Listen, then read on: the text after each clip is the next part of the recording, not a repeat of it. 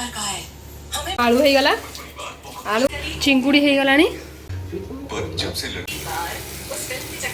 पोई पोई भजा हो गला समस्त नमस्कार मोर मुझे आप समस्त वेलकम करुच्ची मोर चैनल को हैप्पी संडे समस्त को आज कौन सब खाया मत निहत जनइबे आपण मैंने कमेंट रे तो आज चलते स्टार्ट करिया मोर ब्लॉग टी आज जेहेतु संडे अच्छी मुझे किसी आइटम बनाऊँगी तो तार रेसिपी मुझे शेयर करी फास्ट मुझे चिल्ली माछ गोटे बनाऊँगी गोटे चिंगुड़ी मसला चिंगुड़ी गोटे बनाऊँगी पोई गोटे बनाऊँगी पोई मोर फेवरेट तो पोई भजा गोटे करी रायता आउ गोटे मोटार उष्णा चाउर भात कर तो चलते स्टार्ट करिया मोर आज ब्लॉग टी आशा करुच्ची आपण को मो ब्लॉग निहाती भल लगे तो चलते डेरी नक स्टार्ट करिया मोर आज ब्लॉग टी चिल्ली माछ कि मुझे एतिकटा माछ 5 पीस माछ एमती आसी एटा चिल्ली माछ हम आउ एटा चिंगुड़ी गोटे मसला चिंगुड़ी करी भात कि चाउल मोर पकेबे पानी गरम हो गलानी कि मुझे राई आउ जीरा को बतुरे रखी देछि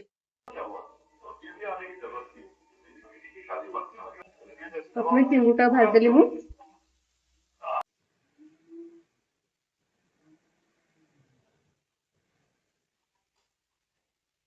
चिंगुड़ी हो गलानी भाजुली जो चिंगुड़ी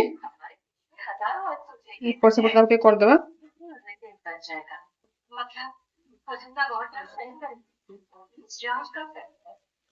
गला प्लेट रे मुझे काटदेली एबे आलू आलू को भाजुची खाली लुण ही टिके पकेइछि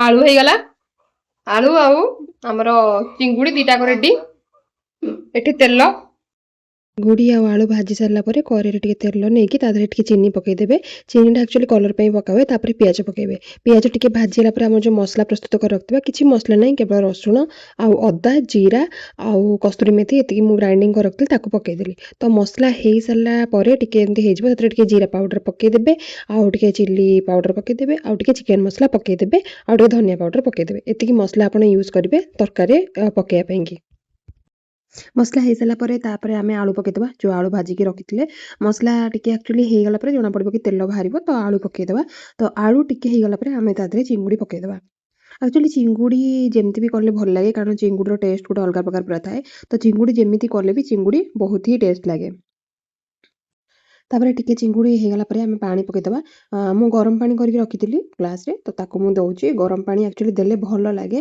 ठंडा पानी देले भी चलो बाकी गरम पानी देले टिके टेस्ट लगे तो आप गरम पानी पकईदेवे चिंगुड़ी भाजिया टाइम ही आपड़ जदि टिके ताको माने बेसी भाजी नथिबे ताले भल कारण यहाँ मुझे फास्ट देखी कि चिंगुड़ी कला पूरा बेसी भजा जाए अल्प टिके भजा जाए तो मुझे अल्प टिके भाजिकी काढ़ी कारण से सीझीगले बेसी सीझीगले भी चिंगुड़ी भल लगे तो से अनुसार आप देखिए एमती जेहेतु माने हेई आसलानी चिंगुड़ी हेई आसलानी तो एपटे मु पोई काटदेली मोर एक्चुअली पोई होची फेवरेट मु माने जो माने मते जो छुट्टी न थाए से दिन मु पोई की बाछी जेहेतु करि पारे से मु छुट्टी दिन माने ही पोई करिया पे बहुत भल पाए तो मु छुट्टी दिन ही पोई करे जेहेतु पोई की बाछी उठी न पड़े आ पोई ने मते आलू पकई करले भल लगे बाकी मु एबे टिके जेहेतु आलू अवॉइड करछि मु आलू कम पकाउछि तो खाली पोई आ पोई साग को ही करछि मोर पोई आ पोई साग होछि फेवरेट तापरे मु एटी चिल्ली माछ पई की माछ को भाज देतली तो मोर जेहेतु अल्प अल्प जिनस थाए तो बहुत शीघ्र शीघ्र ही जाए मत बेसी टाइम लगे माछ भाजिया भितर ही मोर जेहेतु एपटे चिंगुड़ी हो जाता तो से मु जो माने तार जो तरकारी रे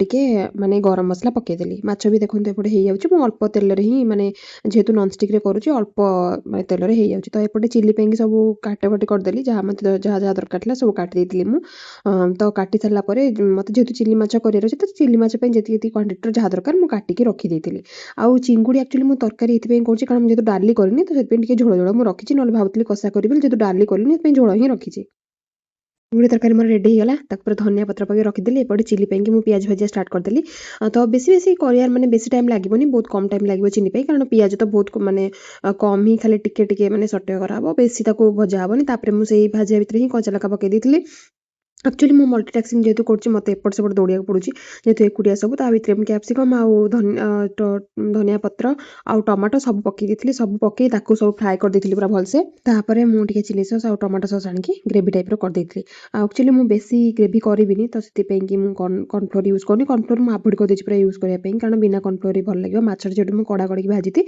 तो टमाटो सॉस चिली सॉस खाली मु पकई देथिली ग्रेवी करिया पे कारण सेति रे मते भल लागे मु तो एमती चिली माछ करी खाए टमाटो सॉस चिली सॉस आउ टिके मु सोया ସସ୍ ୟୁଜ୍ କରେ। ଆଉ ବେଶୀ କର୍ଣ୍ଣଫ୍ଲୋର୍ ହେରିକା ମୋତେ ଦିଏନି, କାରଣ ମୁଁ ଯଦି କର୍ଣ୍ଣଫ୍ଲୋର୍ ଦେଇ ମାଛ ଭାଜିଥିବି ତାହେଲେ ମୋତେ ଭଲ ଲାଗେନି ଖାଇବା ପାଇଁ। ତ ସେଥିପାଇଁ ମୁଁ କର୍ଣ୍ଣଫ୍ଲୋର୍ ମାଛରେ ପୁରା ଆଭଏଡ଼୍ କରିଦିଏ। ତ ଚିଲି ପାଇଁକି ଏଇଟା ପୁରା ମାନେ ମସଲା ପୁରା ହେଇଗଲା। ତାପରେ ମୁଁ ଗୁଣ୍ଡ ମସଲାରେ ଟିକେ ଜିରା ପାଉଡ଼ର, ଧନିଆ ପାଉଡ଼ର, ଲଙ୍କା ପାଉଡ଼ର, ଚିକେନ୍ ମସଲା ଏମିତି ସବୁ ପକେଇ ଦେଉଛି, କାରଣ ଏଇଟା ବି ଟିକେ ଟିକେ ଭଲ ଲାଗିବ ପକେଇଦେଲେ, ନହେଲେ ବିନା ମସଲାରେ ମୋତେ ଭଲ ଲାଗିବନି। ମୁଁ ଏମିତି ହିଁ ଯେତେବେଳେ ବି ଚିଲି ଆଇଟମ୍ କରେ ଏମିତି ହିଁ କରେ। ଆଉ ମୁଁ ଚାଟ୍ ମସଲା ଟିକେ ୟୁଜ୍ କରେ, ମୋତେ ଚାଟ୍ ମସଲା ଭଲ ଲାଗେ। ତ ଏମିତି କରିଦେଇଥିଲି। କରିଦେଲା ପରେ ଚିଲି ଟିକେ ମାନେ ତା ଯେଉଁ ମସଲାଟା ସେ ବହୁତ ବଢ଼ିଆ ଟେଷ୍ଟ, ମାନେ ବାସ୍ନା ବି ବହୁତ ସାରା ଆସୁଥିଲା। ତାପରେ ମୁଁ ଟିକେ ଗ୍ରେଭି ଆଉ ବଢ଼େଇବି ବୋଲି ପାଣି ଟିକେ ନାକୁ ଦେଇଥିଲି। ଯେହେତୁ ମୁଁ କର୍ଣ୍ଣଫ୍ଲୋର୍ ଆଭଏଡ଼୍ କରୁଛି ସେଥିପାଇଁ ପାଣି ମୁଁ ଦେଇଥିଲି।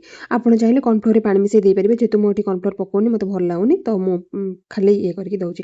ତ ସେପଟେ ମୋର ଯେହେତୁ ପୋଇର ଚାଲିଥିଲା ଭଜା, ତ ମୁଁ ଏପଟେ ଚିଲି ମାଛ ସହିତ ସେପଟେ ପୋଇ ବି କରୁଥିଲି। ତ ପୋଇକୁ କେବଳ ମୁଁ ତେଲ ଆଉ ତା ଦେହରେ ଟିକେ ନାକୁ ଜିରା ପକେଇକି ଆଉ ପଞ୍ଚଫୁଟଣ ପକେଇକି ପୋଇ, ହଳଦୀ, ଲୁଣ ଆଉ ଲଙ୍କା ଦେଇକି, ମାନେ ଶୁଖିଲା ଲଙ୍କା ଆଉ କଞ୍ଚା ଲଙ୍କା ଦୁଇଟା ଯାକ ପକେଇକି ମୁଁ ସେପଟେ ଭାଜୁଛି, କାରଣ ତାପରେ ହିଁ ମୁଁ ମସଲା ଦେବି।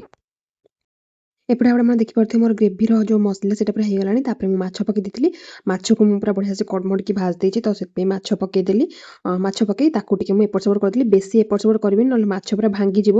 ଆଉ ମାଛ ଭାଙ୍ଗିଗଲେ ମାଛ ମାନେ ପୁରା ଚୁନ ଚୁନ ହେଇଗଲେ ଆଉ ଭଲ ଲାଗିବନି। ତ ମୁଁ ସେଥିପାଇଁ ମାଛ ପକେଇକି ଖାଲି ଯେତିକି ଅଳ୍ପ ଟିକେ ଟିକେ ଦରକାର ମୁଁ ଦେଇକି ସେମିତି ତାକୁ ଭାଜି ଦେଇଥିଲି। ଟିକେ ହେଇସାରିଲା ପରେ ମୁଁ ପୋଇ ଯେଉଁ କରିଥିଲି ପୋଇ ବି ହେଇଯାଇଥିଲା। ତା ଦେହରେ ଅଳ୍ପ ଟିକେ ପିଆଜ ପକେଇଥିଲି। ତାପରେ ମସଲାରେ ମୁଁ ରାଇ ଆଉ ଜିରା ଆଉ ଲଙ୍କା, କଞ୍ଚା ଲଙ୍କା ଆଉ ରସୁଣର ଗୋଟେ ପେଷ୍ଟ ବନେଇଥିଲି, ସେଇଟାକୁ ପକେଇଦେଲି। ସେଇଟା ପକେଇ ଦେଇକି ତାକୁ ଅଳ୍ପ ଟାଇମ୍ ପାଇଁ ହିଁ କଲି, କାରଣ ଯେହେତୁ ରାଇ ପଡ଼ିଛି ସେ ବେଶୀ ତାକୁ ଘାଣ୍ଟିଲେ ସେ ପୁରା ପିତା ହେଇଯିବ ବୋଲି ମୁଁ ଅଳ୍ପ ଟାଇମ୍ ପାଇଁ ହିଁ ତାକୁ ଭାଜିବି ବୋଲି ହିଁ ପୁରା ପୋଇ ହେଇସାରିଲା ପରେ ହିଁ ମୁଁ ତାକୁ ପକେଇଲି। ଆଉ ଏପଟେ ଦେଖନ୍ତୁ ମୋ ଚିଲି ମାଛ ପୁରା ହେଇକି ରେଡ଼ି ହେଇଗଲାଣି। ତାପରେ ମୁଁ ତାକୁ ପ୍ଲେଟ୍ରେ କାଢ଼ି ଦେଇଥିଲି, ଧନିଆ ପତ୍ର ପକେଇ ତାକୁ ରଖିଦେଇଥିଲି, ପ୍ଲେଟିଂ କରିକି ତାକୁ ରଖିଦେଇଥିଲି। ଖାଇବା ଟାଇମ୍ରେ ତାକୁ ମୁଁ କାଢ଼ିବି, ତାକୁ ମୁଁ ଘୋଡ଼େଇକି ରଖିଦେଲି, ଯାହାଫଳରେ କି ଧନିଆ ପତ୍ରର ବାସ୍ନା ବି ରହିବ। ତ ମାଛ ହେଇସାରିଲା ଭିତରେ ହିଁ ମୋର ପୋଇ ବି ହେଇଯାଇଥିଲା, କାରଣ ପୋଇ ଯେହେତୁ ହେଇଯାଇଥିଲା ଖାଲି ତା ଦେହରେ ମସଲା ପକେଇଥିଲି, ଅଳ୍ପ ଟାଇମ୍ରେ ହିଁ ପୋଇ ହେଇଗଲା। ତ ଆଜିର ମୋର ଖାଇବା, ସଣ୍ଡେର ମୋର ଖାଇବା ରେଡ଼ି ହେଇଗଲା। ପୋଇ ଶାଗ, ମାଛ ଚିଲି, ମାଛ ଚିଙ୍ଗୁଡ଼ି ତରକାରୀ ଆଉ ଉଷୁନା ଭାତ। ଏପଟେ ରାଇତା ପାଇଁକି ମୁଁ ସବୁ ଚୁନ ଚୁନି କାଟିଦେଇଛି। ଗାଜର, ଟମାଟୋ ଆଉ କାକୁଡ଼ି, ପିଆଜ ମୁଁ ସବୁ ଚୁନ ଚୁନି ପୁରା କାଟିଦେଇଛି। ମୋର ଏଇସବୁ ଥିଲା ଆଜିର ରବିବାର ଆଇଟମ୍। କେତେ କଷ୍ଟ, ରୋଷେଇ ସରିଲା, ଖାଇବା 5 ମିନିଟ୍ରେ ସରିଯିବ। ତ ଚାଲନ୍ତୁ ପଢ଼ାପଢ଼ି କରିବା। ତାପରେ ମୁଁ ମୋ ଭିଡ଼ିଓ ପାଇଁକି ଯେହେତୁ ରେକର୍ଡ଼ିଂ କରିବାର ଥିଲା ମୋତେ, ମୋର ଆଉ ଗୋଟେ ୟୁଟ୍ୟୁବ୍ ଚ୍ୟାନେଲ୍ର ମାନେ ଖାଇବା ମାନେ ଯେଉଁଟା ଅଛି ମୋର ସେଇ ୟୁଟ୍ୟୁବ୍ ଚ୍ୟାନେଲ୍ ପାଇଁ, ତ ମୁଁ ସେମିତି ଖାଇବା ବାଢ଼ିକି ଭିଡ଼ିଓ କରିଦେଇଥିଲି। ତ ଭାତ ଆଉ ଏବେ ମୁଁ ଆକ୍ଚୁଆଲି ଏଇ ଚାଉଳଟା ଆଣୁଛି, ଯେଉଁଦିନ ଆମିଷ କରୁଛି ସେଦିନ ଏମିତି ମୋଟା ଚାଉଳ ବାଲା ଭାତ ଆଣୁଛି, କାରଣ ବହୁତ ବଢ଼ିଆ ଲାଗୁଛି। ତ ଏମିତି ଥିଲା ମୋର ଆଜିର ଲଞ୍ଚ। ମୋର ଏମିତି ଥିଲା। ଆଶା କରୁଛି ଆପଣମାନଙ୍କୁ ଭଲ ଲାଗିଥିବ। ଯଦି ମୋ ଭିଡ଼ିଓ ଭଲ ଲାଗିଛି ତାହେଲେ ମୋ ଚ୍ୟାନେଲକୁ ନିହାତି ସବସ୍କ୍ରାଇବ୍ କରନ୍ତୁ ଆଉ ମୋ ଭିଡ଼ିଓକୁ ଲାଇକ୍ ଆଉ ସେୟାର କରନ୍ତୁ। Thank you for watching. ପୁଣି ଦେଖା ହବା ଆଉ ଗୋଟେ।